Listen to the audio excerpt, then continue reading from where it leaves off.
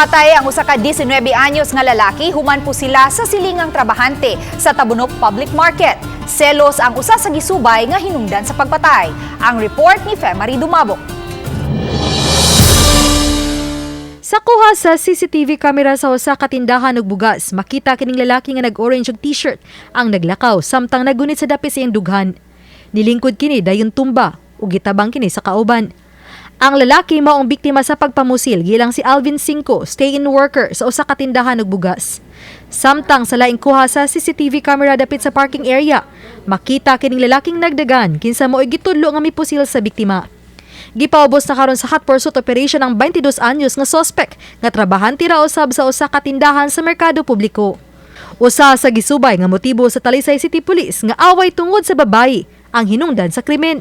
Ang kining ato ang motive is kining jealousy, love triangle ang atong gisubay nga ang gulo karon ma'am.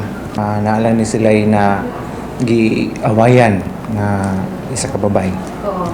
Unsa man uyab before or Uyab ma'am. sa suspect.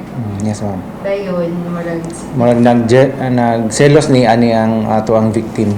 Gingong naigo sa buko-buko ang biktima og milahos ang bala sa iyang dughan nga mohinungdan siyang kamatayon. May mga saksi ang kapulisan nga nagtumbok sa suspetsado nga walang unang nganli sa mga pulis samtang nagpadayon ng hot pursuit operation.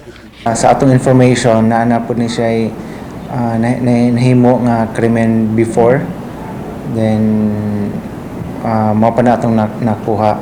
Then ang kini siya atong suspect is nag-work, di na siya magdugay sa isa sa ka-work, then medyo initon, no? Medyo kan siya. Kasong murder ang giandam na nga kaso sa Talisay City Police batok sa responsable sa pagpamusil, patay.